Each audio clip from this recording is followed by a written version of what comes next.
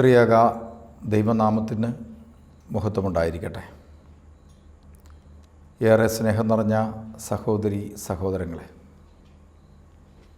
പരിശുദ്ധ സഭ ഇന്ന് പെസഹ പെരുന്നാൾ ആഘോഷിക്കുകയാണ്. യേശുക്രിസ്തുവിൻ്റെ പീഠാനുഭവത്തിൻ്റെ നാളുകളിൽ ഏറ്റവും വലിയ ഒരു പെരുന്നാളായിട്ടാണ് പെസഹ പെരുന്നാൾ നാം ആഘോഷിക്കുന്നത്. പഴയ നിയമത്തിലും പെസഹായുടെ ആചരണം നമുക്ക് കാണുവാൻ സാധിക്കുന്നു. പുതിയ നിയമത്തിലേക്ക് വരുമ്പോൾ യേശുക്രിസ്തു അർപ്പിച്ച ബലിയുടെ ഒരു പങ്കാളിയായി തീരുവാൻ കിട്ടുന്ന ഭാഗ്യമാണ് നമ്മെ സംബന്ധിച്ചിടത്തോളം പെസഹ പെരുന്നാൾ. അതോടൊപ്പം തന്നെ പെസഹ പെരുന്നാളിലൂടെ മുറിക്കപ്പെടുന്ന അപ്പം ദൈവം തന്നെയായി മാറുന്നു. അതല്ലെങ്കിൽ ക്രിസ്തു തന്നെ മുറിച്ച് അപ്പമായി, ആഹാരമായി വിശക്കുന്ന മനുഷ്യൻ്റെ ജീവിതത്തിലേക്ക് അവൻ്റെ രക്തം പെസഹ പെരുന്നാളിലൂടെ ദാഹിക്കുന്നവന് ദാഹജലമായി നൽകുന്ന ഒരു വലിയ സ്നേഹത്തിൻ്റെ ബലിയർപ്പണമാണ് പെസഹ പെരുന്നാൾ. എന്നും മനുഷ്യൻ്റെ മുമ്പിൽ അവനെ അധപ്പതനത്തിലേക്ക് നയിക്കുന്ന ഒരു വലിയ പ്രതിസന്ധിയാണ് അവൻ്റെ ഉള്ളിലുള്ള അവൻ്റെ വിശപ്പും അവൻ്റെ ദാഹവും. ഉൽപ്പത്തി പുസ്തകത്തിൽ നല്ല ദൈവ സാന്നിധ്യ അനുഭവത്തിൽ ജീവിച്ച മനുഷ്യൻ്റെ ജീവിതത്തിൻ്റെ പതനം കൊണ്ടാണ് രക്ഷാകരമായ യേശുക്രിസ്തുവിൻ്റെ മനുഷ്യാവതാരവും അതുപോലെ പരസ്യ ശുശ്രൂഷയും പീഡാനുഭവവും അതുപോലെ അവൻ്റെ മരണവും ഉത്ഥാനവുമൊക്കെ പിതാവായ ദൈവം നമുക്ക് ഒരു സ്നേഹ സമ്മാനമായി നൽകിയത് നമ്മുടെ വീണ്ടെടുപ്പിന് വേണ്ടിയാണ്. ഒരു മനുഷ്യൻ്റെ പതനവുമായി ബന്ധപ്പെട്ട് ചിന്തിക്കുമ്പോൾ വലിയ ദൈവാനുഭവത്തിൽ ജീവിച്ച ഒരു മനുഷ്യൻ അല്ലെങ്കിൽ ആദമും ഹവ്വായും അവരുടെ വീഴ്ചയെക്കുറിച്ച് പറയുന്ന ഭാഗത്ത്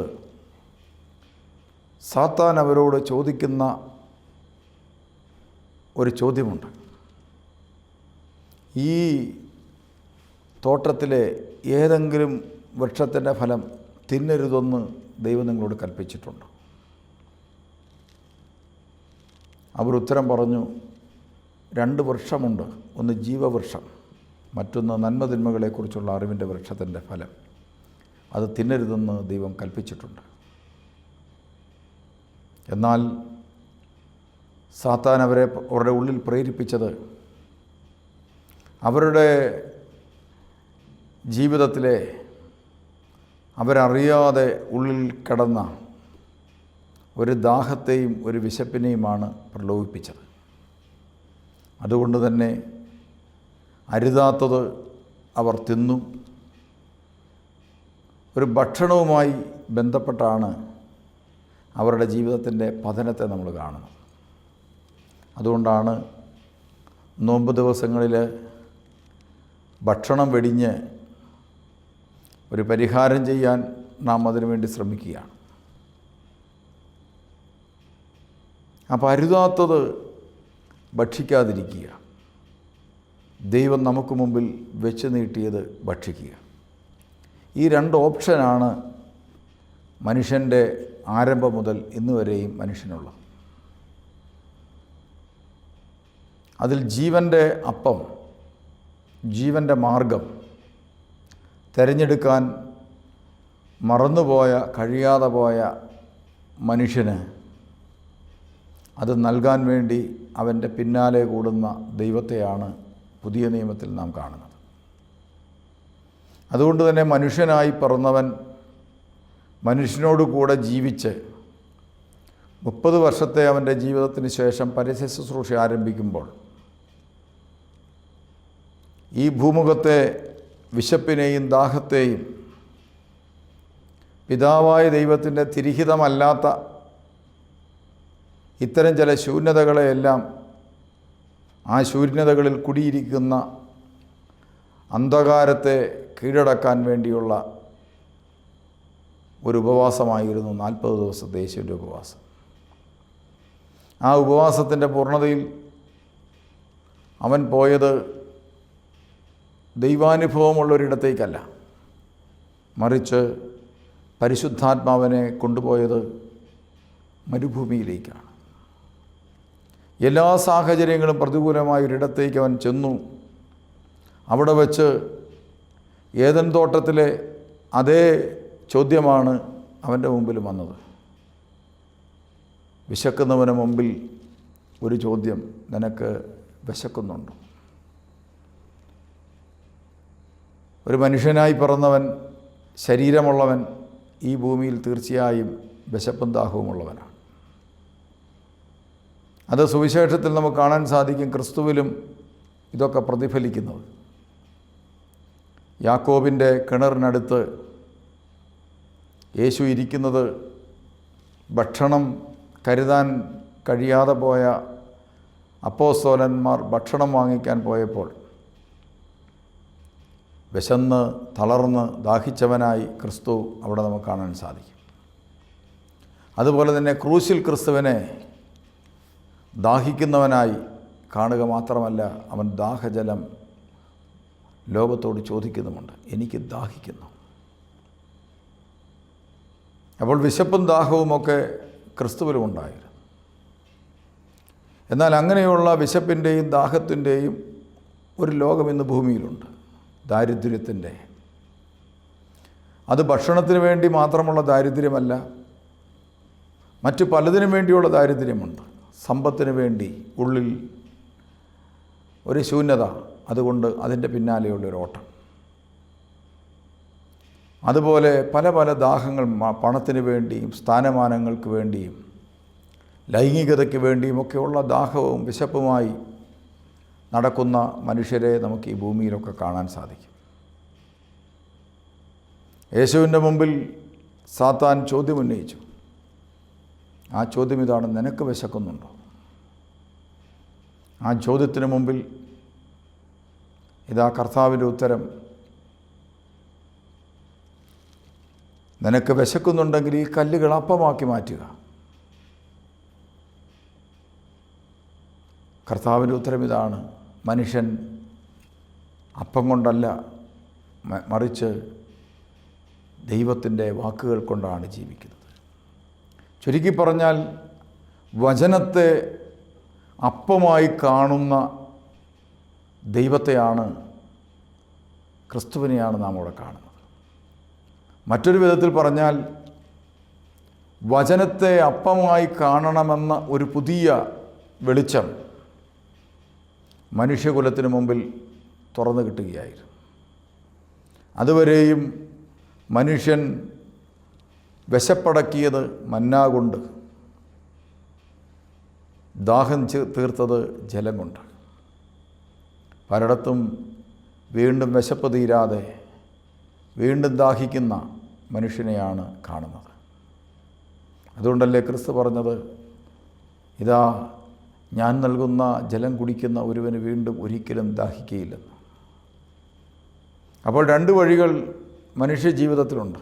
ഒന്ന് വചനത്തിൻ്റെ വഴിയും മറ്റൊന്ന് ലോകത്തിൻ്റെ വഴി. ഇതിൻ്റെ വചനത്തിൻ്റെ വഴിത്താര തുറക്കുകയാണ്.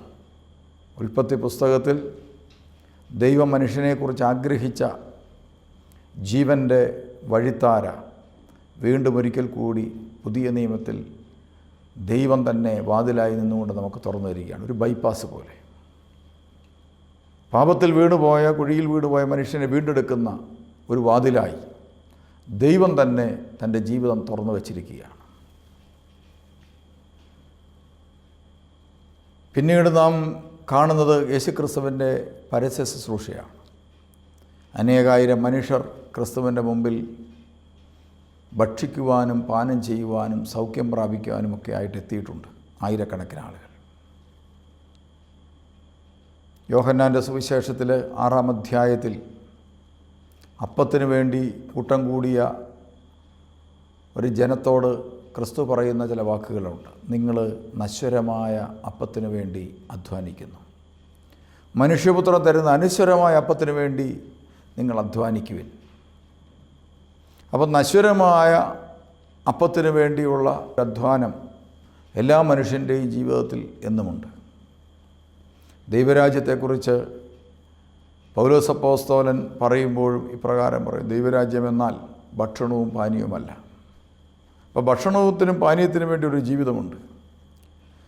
നീതിക്ക് വേണ്ടിയും സമാധാനത്തിന് വേണ്ടിയും പരിശുദ്ധാത്മാവ് നൽകുന്ന സന്തോഷത്തിന് വേണ്ടിയുള്ള ഒരു ജീവിതവുമുണ്ട്. ഓരോ വ്യക്തിയുടെയും തിരഞ്ഞെടുപ്പ് വളരെ നിർണായകമാണ്. ക്രിസ്തു തുറന്നു തന്നത് നീതിയുടെയും സമാധാനത്തിൻ്റെയും പരിശുദ്ധാത്മാവ് നൽകുന്ന സന്തോഷത്തിൻ്റെയും പുതിയൊരു ലോകമാണ്. ആ ലോകത്തിലൂടെ നടക്കാൻ, പിച്ച വെച്ച് നടക്കാൻ പഠിച്ചവനെ കർത്താവ് കാട്ടിക്കൊടുത്ത ചില വഴിത്താരകളൊക്കെ ഉണ്ട്. ആ വഴി ചെന്നെത്തുന്ന ഒരു സ്ഥലമാണ് നാം ഇന്ന് ആഘോഷിക്കുന്ന പെരുന്നാളിൻ്റെ ഇടം.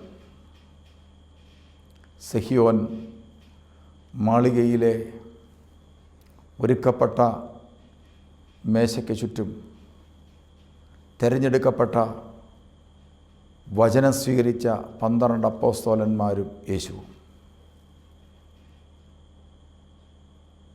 ഇതൊരു പുതിയ ലോകമാണ്, ഇതൊരു പുതിയ ജീവിതമാണ്. അവിടെ ഭക്ഷണമായും പാനീയമായും മാറുന്നത് ദൈവം തന്നെയാണ്. നമുക്കറിയാം, ഒരു മനുഷ്യൻ്റെ ജീവിതത്തിൽ ഏറ്റവും പ്രധാനപ്പെട്ട ഒരു കാര്യമാണ്, അവൻ്റെ നിലനിൽപ്പിൻ്റെ ഏറ്റവും അടിസ്ഥാനപരമായൊരു കാര്യമാണ് അവൻ്റെ ഭക്ഷണവും അവൻ്റെ പാനീയവും എന്ന് പറയും. ഈ ഭൂമിയിലെ ഏറ്റവും പ്രധാനപ്പെട്ട പ്രാഥമിക ആവശ്യമാണ് ഭക്ഷണവും പാനീയവും, ഭക്ഷണവും വെള്ളവും. ഞാൻ നിനക്ക് ഭക്ഷണവും വെള്ളവുമാണെന്ന് പറഞ്ഞുകൊണ്ട് ദൈവം ഭൂമിയിൽ മനുഷ്യനായി പിറന്ന് കാസായിലും പീലാസായിലുമായി ദൈവം മനുഷ്യന് വേണ്ടി ഇതാ കാത്തിരിക്കുന്ന പെരുന്നാളാണ് പെസഹ പെരുന്നാൾ. അപ്പോൾ ദാഹിക്കുന്ന മനുഷ്യന്, വിശക്കുന്ന മനുഷ്യന് പല ഉറവിടങ്ങളുള്ള ഒരു ലോകത്ത് ദൈവത്തിൻ്റെ ബലിപീഠത്തിലെ ഭക്ഷണം കൊണ്ട് വിശപ്പകറ്റാനും ദൈവത്തിൻ്റെ ബലിപീഠത്തിലെ ക്രിസ്തുവിൻ്റെ രക്തം കൊണ്ട് ദാഹം തീർക്കുവാനും സാധിക്കുന്ന പുതിയ പെരുന്നാൾ. പഴയ പെസഹ പെരുന്നാളുകൾ കുഞ്ഞാടിൻ്റെ രക്തം വീഴ്ത്തിയ ആ പഴയ നിയമത്തിലെ ബലികളെയൊക്കെ മാറ്റിക്കൊണ്ടുള്ളൊരു പുതിയ ബലി, ഇത് പുതിയ പെരുന്നാൾ. അതാണ് പെസഹ പെരുന്നാൾ. ഈ പെസഹ പെരുന്നാളിൻ്റെ പങ്കാളികളായി ഇന്ന് ഞാനും നിങ്ങളുമൊക്കെ ഒരു പെരുന്നാൾ ആഘോഷിക്കുകയാണ്. നാം ഇന്ന് ചിന്തിക്കേണ്ടത്,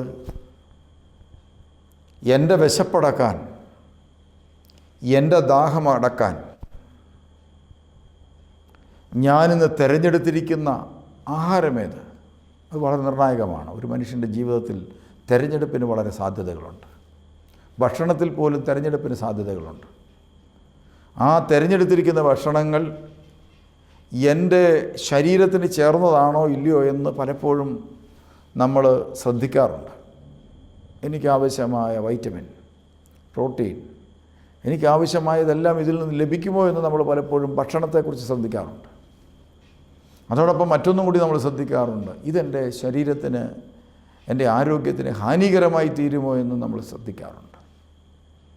അങ്ങനെയെങ്കിൽ നമ്മുടെ ഈ കാലഘട്ടത്തിലെ തിരഞ്ഞെടുപ്പ്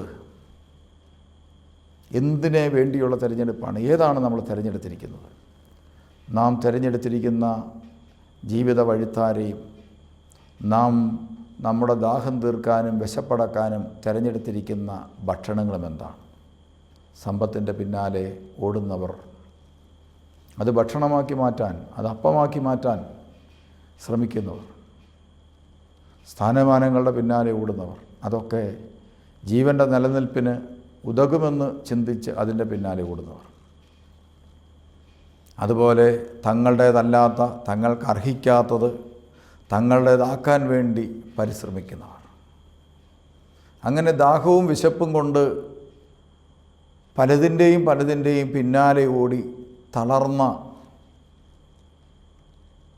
മന്ന ഭക്ഷിച്ചിട്ടും വീണ്ടും നിങ്ങൾക്ക് വിശന്നില്ലേ എന്നുള്ള കർത്താവിൻ്റെ ചോദ്യം നിലനിൽക്കുമ്പോൾ അതിൻ്റെ മുമ്പിൽ നിൽക്കുന്ന 1000 മനുഷ്യർ നിലനിൽക്കുന്നൊരു ഭൂമിയിൽ ഇതാ ഞാനും നിങ്ങളുമൊക്കെ ഒരു ബലിപീഠത്തിന് ചുറ്റും നിന്ന് പെസഹ പെരുന്നാൾ ആഘോഷിക്കുകയാണ്.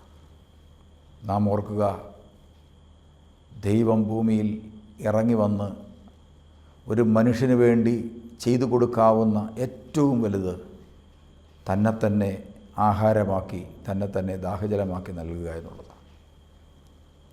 നിങ്ങളൊരു പക്ഷേ കണ്ടിട്ടുണ്ടാവാം, നമ്മുടെയൊക്കെ ഭിത്തിയിലൂടെ 8 കാലുള്ള ഒരു ജീവി വളരെ ബുദ്ധിമുട്ടി ആ ഭിത്തിയിൽ അള്ളിപ്പിടിച്ച് നടക്കുന്നത്. അതിനൊരു പ്രത്യേകതയുണ്ട്. അത് മുട്ടയിട്ട് അടയിരുന്ന് കുഞ്ഞുങ്ങൾ പുറത്ത് വന്നാൽ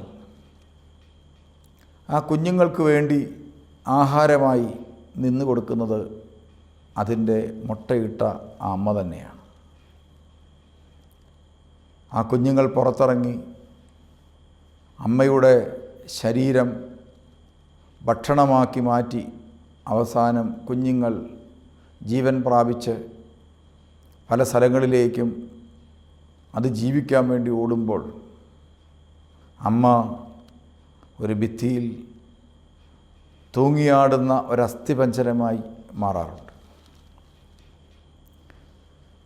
എത്ര വലിയൊരു ത്യാഗമാണ് ഈ ഒരു കൊച്ചു ജീവിയിൽ പോലും നമ്മൾ കാണുന്നത്.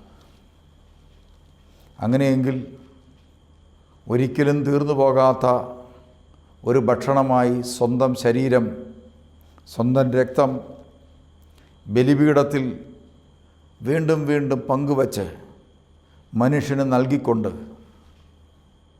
ദൈവം നമുക്ക് വേണ്ടി കാത്തിരിക്കുകയാണ്. ഈ കാത്തിരിപ്പൊരാഹ്വാനമാണ്. ഇതാ ജീവൻ്റെ വഴിത്താരയിലൂടെ നീങ്ങി നീയും ഒരു ബലിയായി മാറണം. അതുകൊണ്ട് ഓരോ ക്രൈസ്തവനെയും പെസഹ പെരുന്നാളിൽ ദൈവം വിളിച്ചിരിക്കുന്നത് ഒരു പ്രത്യേക ദൈവവിളി അവൻ നൽകുകയാണ്. ഒരു ബലിവസ്തുവാകാനുള്ള ദൈവവിളി. ഒരു പുരോഹിതൻ അപ്പമെടുത്തിട്ട് പ്രാർത്ഥിക്കുന്നത് ഇതെൻ്റെ ശരീരമാണ്, ക്രിസ്തുവിൻ്റെ വാക്ക്, ഇതെൻ്റെ ശരീരമാണ്, ഇതെൻ്റെ രക്തമാണ്, നിങ്ങൾ വാങ്ങി ഭക്ഷിപ്പിൻ. ഈ പെസഹായിലെങ്കിലും ക്രിസ്തുവിനോട് തിരിച്ചൊരു നല്ല വാക്ക്, ഇത് എൻ്റെ ശരീരമാണ്, കർത്താവെ നിനക്ക് വേണ്ടി അർപ്പിക്കാനുള്ള എൻ്റെ ശരീരം. വളരെ താല്പര്യത്തോടെ സ്വർഗം നോക്കി നിൽക്കുന്നത് ഈ വാക്ക് കേൾക്കാനാണ് ഒരു മനുഷ്യനിൽ നിന്ന്. വളരെ താല്പര്യത്തോടെ ദൈവം, മാലാഖമാരും സ്വർഗവും പിതാവായ ദൈവവും നോക്കി നിൽക്കുന്ന ഈ വാക്ക് കേൾക്കാനാണ്. നാമൊക്കെ ക്രിസ്തുവിൻ്റെ ശരീരത്തോട് ഒട്ടിച്ചേർന്ന് ആ ബലിയുടെ വിളി സ്വീകരിക്കാൻ, അങ്ങനെ ഈ ഭൂമിയിൽ സ്നേഹത്തിൻ്റെ ബലിവസ്തുക്കളായി നാം ഓരോരുത്തരും തീക്കനലുകളായി തീരുവാൻ, അങ്ങനെ ഭൂമുഖത്തെ തീ പിടിപ്പിക്കുന്നവരാക്കി നാം മാറുവാൻ ദൈവം നമ്മളെക്കുറിച്ച് ആഗ്രഹിക്കുന്നുണ്ട്. അത്തരമൊരു സ്നേഹത്തിൻ്റെ, പരിശുദ്ധാത്മാവിൻ്റെ ഒരു വലിയ തീ ഈ ഭൂമുഖത്ത് ഇറങ്ങി വസിച്ചാൽ മാത്രമേ ഈ ഭൂമുഖത്തെ നവീകരിക്കാനാവൂ. കാലഘട്ടം വളരെ ചലഞ്ചിങ് ആയുള്ളൊരു കാലഘട്ടമാണ്. മതത്തിൻ്റെ പേരിൽ അതുപോലെ വർഗത്തിൻ്റെ പേരിൽ, വർണ്ണത്തിൻ്റെ പേരിൽ, അതുപോലെ സമ്പത്തിൻ്റെ പേരിൽ നൂറായിരക്കണക്കിന് പ്രതികൂല സാഹചര്യങ്ങളുടെ പേരിൽ പരസ്പരം മനുഷ്യൻ മല്ലടിക്കുന്ന, തീവ്രവാദങ്ങൾ നിലനിൽക്കുന്ന, നൂറ്റാണ്ടുകൾ നിലനിൽക്കുന്ന കലഹങ്ങൾ ക്രൈസ്തവ സഭകളിൽ പോലും നിലനിൽക്കുന്നൊരു കാലഘട്ടത്തിൽ സ്നേഹത്തിൻ്റെ തീപ്പന്തങ്ങളായി ഭൂമുഖത്തെ തീപിടിപ്പിക്കുന്ന മനുഷ്യരെ ക്രിസ്തു ഒരു ബലിവസ്തുവായി തരികയാണ്. അവിടെ നമുക്ക് മുമ്പിൽ തീപ്പന്തങ്ങളായി മാറിയ അനേകം വിശുദ്ധന്മാരുടെ ചരിത്രമുണ്ട്. അതുകൊണ്ടാണ് സഭ ബലിവസ്തുക്കളായി, സ്വീകരിക്കപ്പെട്ട ബലിവസ്തുക്കളായി, പഴയ നിയമത്തിൽ സ്വീകരിക്കപ്പെട്ട ബലിവസ്തുക്കളുടെ അടയാളം അഗ്നി ഇറങ്ങി ബലിവസ്തുവിനെ കനലാക്കി മാറ്റുമെന്നതാണ്. പുതിയ നിയമത്തിലും അങ്ങനെ തന്നെ ക്രിസ്തുവിന് വേണ്ടി യഥാർത്ഥമായി സ്വന്തം ശരീരത്തെയും സ്വന്തം ജീവിതത്തെയും വിട്ടുകൊടുത്തവർ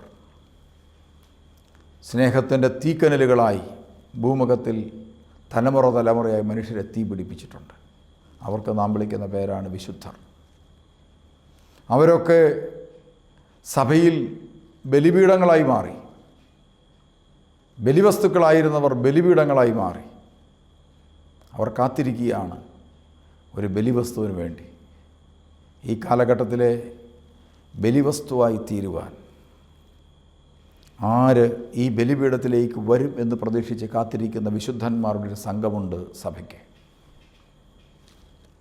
ഈ കാലഘട്ടത്തിൻ്റെ അഗ്നിനാളമായി, തീക്കനലായി മാറുവാൻ ഒരു ക്രൈസ്തവൻ എന്ന നിലയിൽ ഈ പെരുന്നാളിൽ നമുക്ക് കഴിയട്ടെ എന്ന് പ്രത്യേകമായി പ്രാർത്ഥിക്കുകയും ആശംസിക്കുകയും ചെയ്യും. പെസഹായുടെ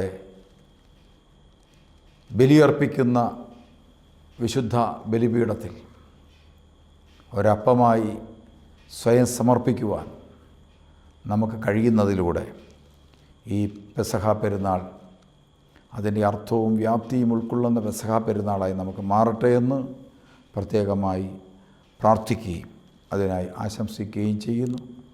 എല്ലാവർക്കും പെസഹ പെരുന്നാളിൻ്റെ പ്രത്യേകമായ പ്രാർത്ഥനയും ആശംസയും നേരുന്നു. ദൈവം നിങ്ങളെ സമൃദ്ധമായി അനുഗ്രഹിക്കട്ടെ.